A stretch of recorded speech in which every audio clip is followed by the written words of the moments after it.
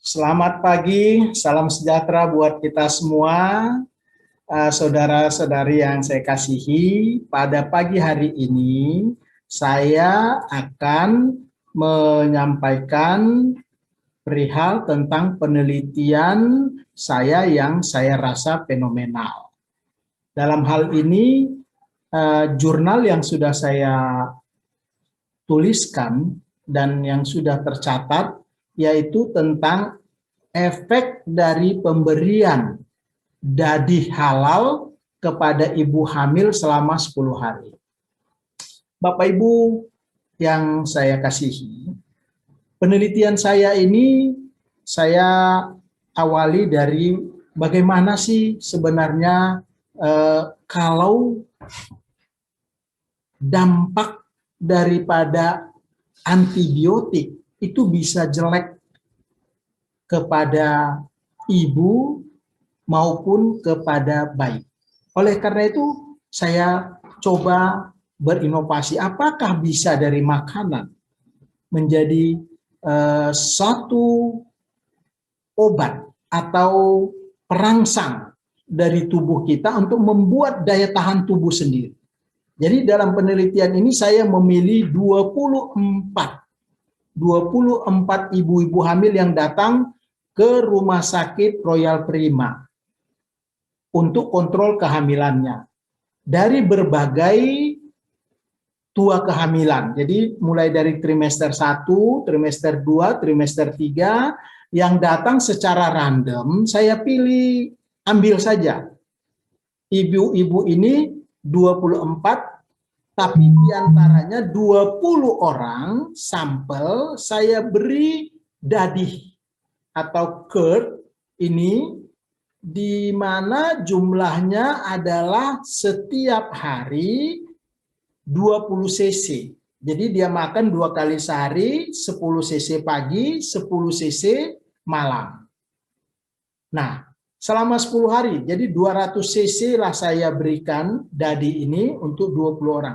4 orang lagi sebagai kontrol, saya tidak berikan. Di waktu mulai penelitian, selain saya sudah minta persetujuan mereka ikut dalam penelitian saya ambil darah mereka sebanyak 10 cc, di mana ini gunanya untuk memeriksa ke laboratorium. Jadi saya lakukan pemeriksaan ke laboratorium, itu laboratorium swasta di luar, biar jangan berhubungan dengan rumah sakit. Jadi biar lebih profesional. Saya ambil darah ini langsung, kemudian diperiksakan, yaitu hemoglobinnya, leukositnya, trombositnya, laju endap darahnya, proteinnya, albumin, dan globulinnya. Setelah 10 hari pemakaian dadi, dan yang 4 tidak ikut makan dadih tadi, saya ambil lagi 10 cc darahnya, intravena. Ya. Kemudian saya periksakan. Saya mendapatkan hasil daripada laboratorium, saya masukkan ke dalam statistik, ternyata leukositnya walaupun ada berubah, tapi tidak bermakna. Trombositnya berubah tapi tidak bermakna.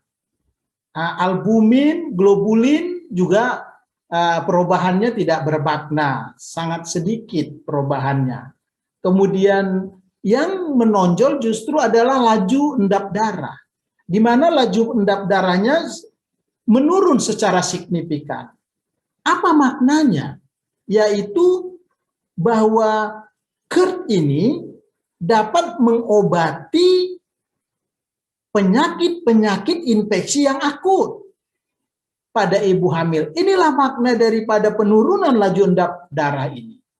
Kesimpulan daripada penelitian saya ini bahwa curd ini atau dadi susu sapi ini apabila diberikan kepada ibu hamil selama 10 hari dengan dosis 200 cc bermakna untuk terapi infeksi-infeksi akut. Bapak Ibu yang saya hormati, kita tahu ibu hamil rentan terhadap penyakit-penyakit infeksi. Oleh karena itu, dari apa yang saya lakukan, di mana maknanya saya temukan, ya, adalah susu sapi atau dadi ini bisa digunakan untuk terapi pengganti antibiotik, di mana kita semua tahu dampak daripada antibiotik ini bisa dampaknya komplikasi jelek terhadap ibu, apalagi kepada janin yang dalam proses pertumbuhan dalam rahim ibu. Nah, dengan pemberian dadi selama 10 hari untuk terapi infeksi-infeksi akut pada ibu hamil ternyata baik. Kegunaan dadi ini ke depan dapat menjadi solusi pemilihan terapi yang bukan antibiotik. Kita tahu terapi antibiotik selain menimbulkan dampak negatif terhadap organ-organ tubuh, terutama liver dan ginjal, dia merusak organ-organ ini, juga membuat resistensi sel-sel tubuh, sehingga antibiotik semakin kita pakai, semakin hari dosisnya harus semakin tinggi, dan juga jumlahnya juga akan semakin banyak. Dan lama pemakaian, itu dampak daripada resistensi. Sementara probiotik, dadi yang saya katakan tadi sebagai terapi probiotik, ini tidak menimbulkan dampak negatif baik kepada si ibu maupun si janin. Sehingga dia tidak menimbulkan teratogenik dan juga tidak menimbulkan resistensi. Kita bisa pakai dalam waktu yang lama. Dan yang paling luar biasa, kita tidak takut memberikannya kepada anak-anak dan juga orang tua. Kita kan tahu anak dan orang tua organ-organnya itu masih sensitif, sangat sensitif untuk mengalami kerusakan. Nah, pilihan kita dalam menggunakan probiotik ini adalah aman dibandingkan antibiotik. Inilah dasar daripada penelitian saya ini, memang sangat berguna sekali. Oleh karena itu, ini harus kita kembangkan sebagai nilai inovasi daripada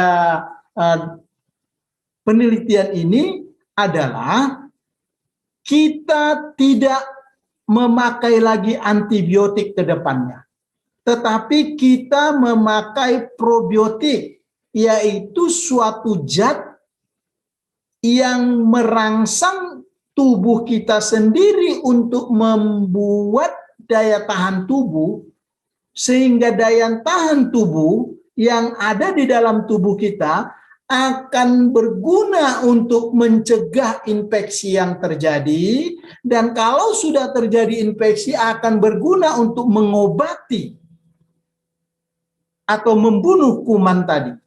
Dalam dadi ini terkandung 16 asam amino dan juga bakteri Lactobacillus fermentum. Inilah sebagai bahan dasar yang tadi saya bilang melawan kuman di dalam tubuh kita bila ada infeksi, dan meningkatkan daya tahan tubuh kita untuk melawan infeksi itu. Sehingga kita tidak memerlukan lagi antibiotik ke depannya. Kemudian kita tadi saya katakan tidak takut menggunakan ini dalam waktu yang lama, walaupun berulang. Tinggal lagi mungkin inovasi yang perlu kita lakukan, bagaimana membuat dadi ini menjadi makanan yang merupakan seperti makanan fooding sehari-hari. Jadi dia merupakan makanan yang enak dimakan. Setelah makan misalnya sebagai makanan penutup. Ini mungkin yang akan merupakan inovatif ke depan. Jadi tidak perlu lagi makan antibiotik, tetapi kita sudah memakai probiotik ke depan. Kita dapatkan probiotik, meningkatkan juga pertumbuhan ekonomi daripada masyarakat desa, terutama pada peternak-peternak sapi, ya, sekalian meningkatkan juga kesehatan daripada masyarakat kita.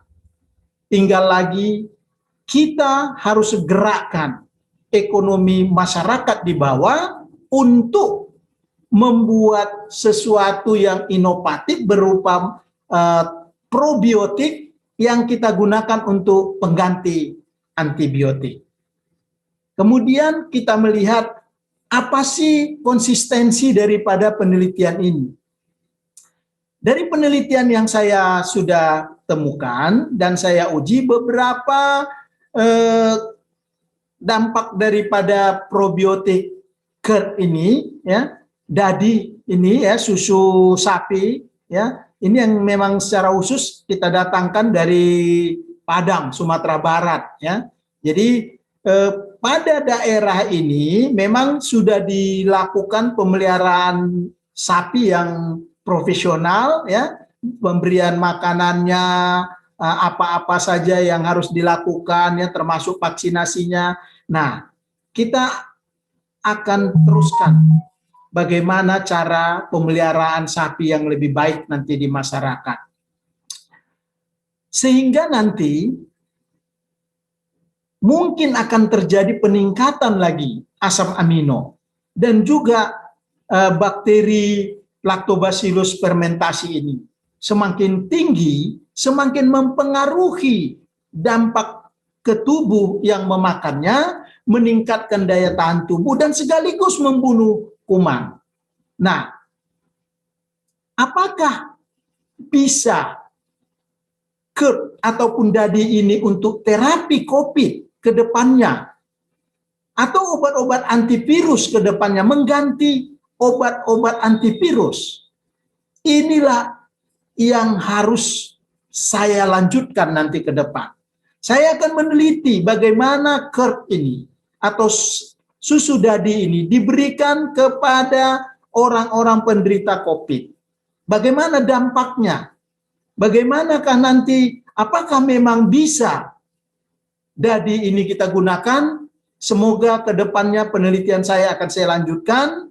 Mohon doa dan berikan dorongan semangat buat saya.